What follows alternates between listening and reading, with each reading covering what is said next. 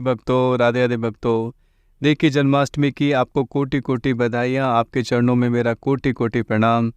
भगवान का जन्म नहीं होता है, भगवान का प्रकट होता है। भई प्रगट कृपाला दीन दयाला कौशल्या हितकारी।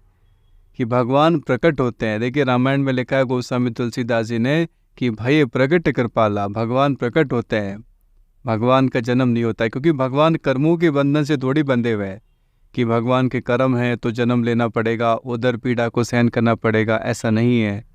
भगवान अपनी मर्जी से आते हैं और अपनी इच्छा से ही लीला का संवर्णन करते हैं। तो भगवान के प्राकट्य दिवस की, कृष्ण जन्माष्टमी की आपको लख लख बधाइयाँ, करोड़ करोड़ बधाइयाँ। पिछले 4 से 5 दिनों से बाबा का कीर्तन सुन रहे थे। बहुत सारे ऐसे यूजर्स भी होते हैं, बहुत सारे ऐसे भक्त लोग होते हैं जो नहीं जानते हैं कि कौन, हम किन की चर्चा कर रहे हैं, कौन से भक्त हैं। देखिए, बाबा तो अभी कुछ समय पहले ही अंतर्धान हुए हैं, बाबा तो कुछ समय पहले ही धाम पधारे हैं, इसलिए बाबा की कुछ रिकॉर्डिंग उपलब्ध है। लेकिन अगर पुराने संतों की बात की जाए तो उनका चरित्र ही सुनने को मिल पाता है, कोई रिकॉर्डिंग नहीं मिल पाती है। तो बड़े सौभाग्य की बात है, हमें रिकॉर्डिंग भी प्राप्त है। और जिन्होंने बाबा का दर्शन नहीं किया है, देखिए उनको दर्शन प्राप्त हो रहा है। बड़े सौभाग्य की बात है, बड़े आनंद की बात है कि जिन भक्त का चरित्र हम सुन रहे हैं उनके दर्शन होना, उनकी वाणी से कीर्तन सुनना, उनकी वाणी से सत्संग सुनना, ये लाभ उन भक्तों को प्राप्त हुआ है। हम लोगों के लिए भी बड़ा उत्तम है कि बाबा के दर्शन दोबारा होने का सौभाग्य प्राप्त हो रहा है। दोबारा हम बाबा को देख पा रहे हैं, कीर्तन कर रहे हैं और गुनगुना रहे हैं। बड़ा आनंद है, बड़ा आनंद है। देखिए, हमने लास्ट वाली वीडियो के अंदर सुना था कि जो लुधियाना वाली माता जी हैं, उनकी जो बिटिया है, उनकी जो बेटी है, वो बाबा के आशीर्वाद से डॉक्टर बन गई। और डॉक्टर मित्तल जी जो कि जयपुर में हैं, उनका भाव कैसा था और बाबा ने उनको क्या क्या कहा था, सब बातें हमने सुनी थी। देखिए, आज मैं आपको जो बताने जा रहा हूँ उससे पहले एक बात बताना चाहता हूँ। देखिए, भगवान ने गीता जी में क्या कहा है।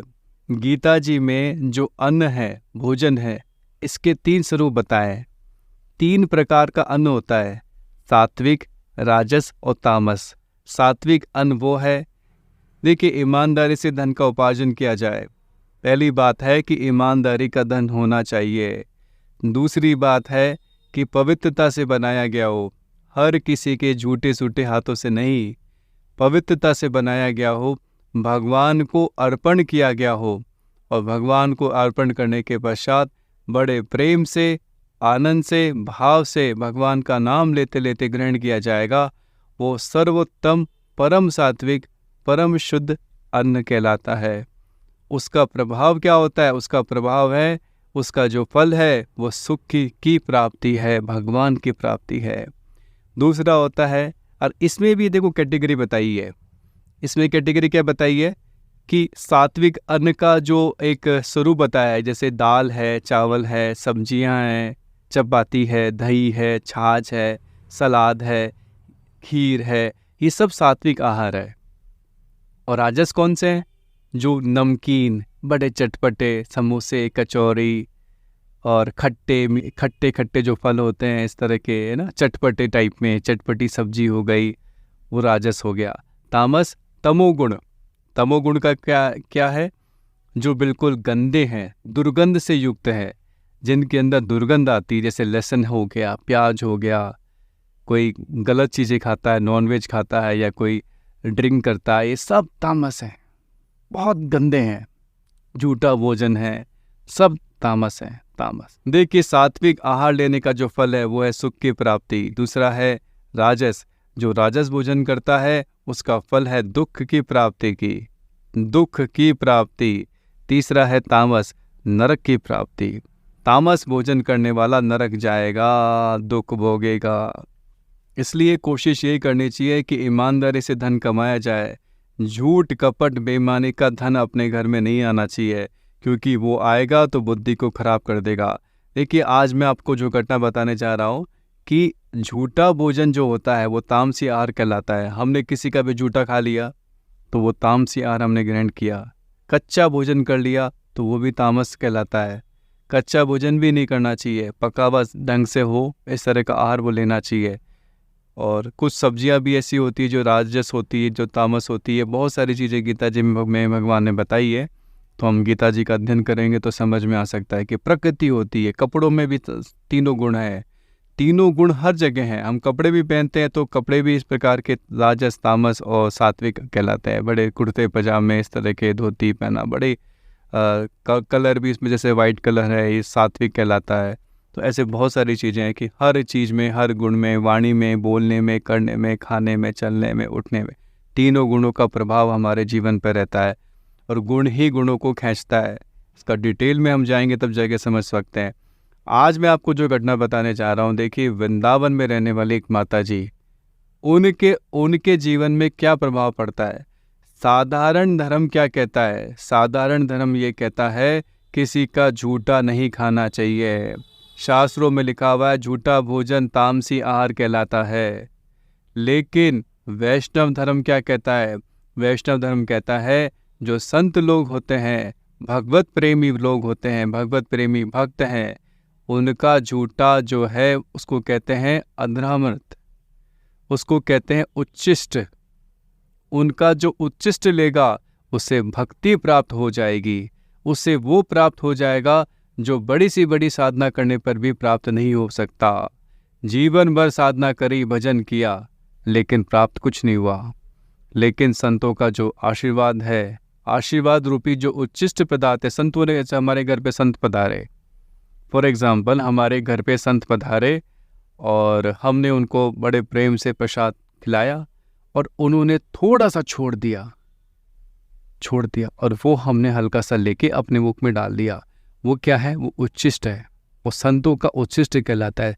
साधारण लैंग्वेज में कहा जाए तो वो झूठा है एक तरह से, लेकिन वो वैष्णव धर्म के अनुसार झूठा नहीं है। वो तो बड़े से बड़े पाप को खत्म करने वाला, बड़े से बड़े अपने जो अधोगति वाली स्थिति है उसको खत्म करने वाला है। संतों का प्रसाद पाने वाले तो वैकुंठ चल जाते हैं। देखिए भागवत जी में आता है कि नारद जी ने जब बताया अपने जीवन का प्रसंग कि मैं दासी पुत्र था और मेरे गांव के अंदर संत मंडली पधारी थी, संतों का समूह पधारा था और भगवान ने, गांव वालों ने मुझे उनकी सेवा में लगा दिया और उनका झूठा भोजन करके ही मेरे में भक्ति जाग गई और मुझे उनका आशीर्वाद प्राप्त हुआ कि तुम्हें इसी जन्म में भगवान का साक्षात दर्शन होगा। और उनको भगवान का दर्शन भी हुआ और भगवान ने कहा, नारद अगले जन्म में तुम जहाँ चाहोगे, जब चाहोगे, जैसे चाहोगे वहाँ मेरा दर्शन होता रहेगा। और जैसे भगवान का उनका अगला जन्म हुआ, नारद जी आज भी हैं, हमेशा थे, हमेशा रहेंगे। भगवान ने उन्हें अपनी वीणा प्रदान करी, जाओ हरि गुण गाओ, मेरे नाम का गुण गाओ, भक्ति में सबको लगाओ। और उन नारद जी की कृपा से आज सैकड़ों करोड़ों भक्त लग चुके हैं भक्ति में और भगवान का उन्हें नित्य संग, नित्य दर्शन प्राप्त है। ये प्रभाव है संतों के उच्छिष्ट ग्रहण करने का। देखिए जो लोग इस मार्ग में आ जाते हैं, भक्ति मार्ग में, वो समझ पाते हैं। नहीं तो सामान्य रूप से किसी से पूछा जाए अरे भगवान को भोग कैसे लगाते हैं, तो किसी को भोग लगाना नहीं आएगा। अगर कोई व्यक्ति पूछा जाए कि भगवान को भोग कैसे लगाया जाता है, तो बोलेगा कि छोटी सी कटोरी में 2 मिश्री के टुकड़े डाल के भगवान के सामने रख देते हैं। मिश्री नहीं तो 2 किशमिश डाल देंगे, बादाम डाल देंगे, छोटा सा गिलास ले आएंगे, 10 मुश्किल से 2 इंच का गिलास लाके, छोटे से गिलास में कि वो 1 साल का बच्चा भी दूध नहीं पी सकता, इतना सा दूध डाल के भगवान को भोग लगा देंगे। और कई लोग क्या करते हैं, कई लोग भोग लगा के उसे दूध की चाय वाय बना लेते हैं। अरे ऐसा नहीं कर सकते। संतों की परिपाटी क्या है, वृंदावन में जाके देखो, वृंदावन में संतों के आश्रमों में जाओ, वहाँ कैसे लगता है। संतों की जो परंपराएं हमारे यहाँ पे अलग अलग संप्रदाय बनाए, हम वहाँ जाकर देखेंगे तो भगवान के नॉर्मली कम से कम 3 बार तो भोग लगता ही है। सुबह का बाल भोग लगता है, दिन का राजभोग, रात का ब्यारू। तो बड़े प्रेम से भगवान के लिए बनाया जाता है। भगवान के लिए तो बड़ा भाव से दाल, चावल, सब्जी, जो भी कुछ है, सलाद है, दही है, छाछ है, मट्ठा है, वो सब कुछ बना के बड़े प्रेम से भगवान के सामने धराते हैं, भोग लगाते हैं। क्यों लगाते हैं? जिससे उस अन्न के दोष खत्म हो और वो जो सात्विक आहार है हमारी बुद्धि को निर्मल बना दे और निर्मल बुद्धि में ही भगवान का दर्शन होता है। हम लोग कई बार कोशिश करते हैं, हम लोग चाहते हैं कि हमारे साथ वाला भी भक्ति में लगे, क्यों नहीं लग पाता है? कई बार कोशिश करते हैं कि इस व्यक्ति को हम समझाने के प्रयास करते हैं कि भैया आप भी भजन करो, मंदिर जाया करो, माला किया करो। वो क्यों नहीं करता है? कारण क्या है? कारण है उसकी बुद्धि की अनिर्मलता। बुद्धि उसकी उतनी निर्मल नहीं है। बुद्धि कुशल तो है। कुशल किस में है? सांसारिक कार्य करने के लिए। हाँ, संसार के अंदर कैसे कैसे कार्य होते हैं उसमें बड़ी कुशाग्र है। हाँ, ऐसे बड़े से बड़ा बिजनेस कमाना है, कैसे माल को बेचना है, कैसे खरीदना है, कहाँ से लाना है, क्या बनाना है, उसमें बुद्धि निर्मल है। लेकिन भगवान कैसे हैं? भगवान की जो कृपा है, भगवान को नहीं मानते लोग।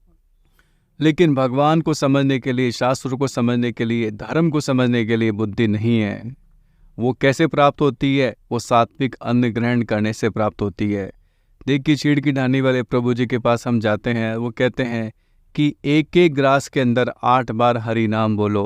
मतलब एक बार आपने मुख में ग्रास रख लिया है तो हरे कृष्ण कृष्ण कृष्ण हरे हरे, हरे राम राम राम हरे हरे 8 बार बोलो और उसको पानी की तरह बिल्कुल मन में, मुख में बन जाए। वो आपके शरीर को स्वस्थ रखेगा और आपके अंदर अष्ट सात्विक भाव प्रकट कर देगा। अन्न के सब दोष खत्म हो जाएंगे। देखिए, अन्न के बारे में मैं क्यों बता रहा हूँ, कल जो मैं आज तो नहीं डालूंगा, कल मैं आपको जो घटना डालूंगा वो इसी से संबंधित है कि बाबा का जो अदरक किसी ने लिया था उसका प्रभाव क्या पड़ा। देखिए, बड़ा गहराई वाला प्रभाव है, ऐसा देखने सुनने को भी नहीं आता है। इतना विलक्षण प्रभाव उनके ऊपर पड़ा, उसका प्रभाव क्या पड़ा ये देखने सुनने को भी नहीं मिलता है। कल आप सुनिएगा। मैं आपको इसीलिए बताना चाह रहा हूँ कि अन्न का जो प्रभाव है बहुत विलक्षण पड़ता है कि हर किसी का अन्न नहीं लेना चाहिए। संत लोग तो ये कोशिश भी, एक बार की बात है, देखिए एक संत पधारे थे बंगाल से, कोई संत जयपुर में पधारे थे हम, लेकिन मेरे मित्र के यहाँ पे कीर्तन था, मैं भी वहाँ पे गया था, तो एक संत पधारे थे। तो उन्होंने जाते ही देखा कि ये जो खाना बनाने वाले हैं, रसोइये हैं, हलवाई हैं, इनको पहले कंठी पहनाओ। उन्होंने जाते ही क्या कहा, बोले इनके कंठ में कंठी होनी चाहिए तब ही इनका बना हम लोग खाएंगे, नहीं तो नहीं खाएंगे। तो उनके लिए तत्काल तुलसी की कंठी मंगवाई गई। तुलसी की कंठी मंगवा के गले में कंठी पहनाई और पहनाने के बाद में ही उनका ध्यान रखा गया कि कोई भी झूठ सूट नहीं होनी चाहिए। ऐसा नहीं है अगर आपको कुछ बीड़ी वीड़ी पीनी है तो बाहर जाके पियो, हाथ पैर धो के फिर वापस अपने उस जगह आके बैठो। प्राय ऐसे लोग, प्राय जो हलवाई लोग हैं वो बीड़ी वीड़ी पीते रहते हैं तो झूठे झूठे हाथ हो जाते हैं। चाय पी ली तो हाथ धोए नहीं है। ध्यान कौन देगा? ध्यान दिया जाता है। इस प्रकार सावधानी बरती जाती है क्योंकि अन्न को सात्विक बनाना है, राजस नहीं बनाना, तामस नहीं बनाना है। हमारा प्रयास यही होना चाहिए कि अन्न जो है, जो ग्रहण किया जा रहा है वो सात्विक अन्न हो, तामसी नहीं हो, राजस नहीं हो, सात्विक अन्न हो, सात्विक आहार हो। आपको एक बार वापस मैं जन्माष्टमी की शुभकामनाएं देता हूँ। भादों का महीना है। देखिए, भादों के महीने में और जो कृष्ण पक्ष है, अष्टमी तिथि को भगवान श्री कृष्ण का रात्रि में 12 बजे प्रकट हुआ था। भगवान किसके लिए आते हैं? भगवान भक्तों के लिए आते हैं। राधे राधे, जय जय जय श्री राधे, जय राधे राधे राधे, जय जय जय श्री राधे, जय राधे राधे राधे। किशोरी प्यारी राधे, गोविंद की प्यारी राधे, गोपाल प्यारी राधे, गोविंद प्रिया राधे, गोपाल वल्लभ राधे, जय राधे राधे राधे, जय जय जय श्री राधे, जय राधे राधे राधे, जय जय जय श्री राधे। राधे राधे भक्तों।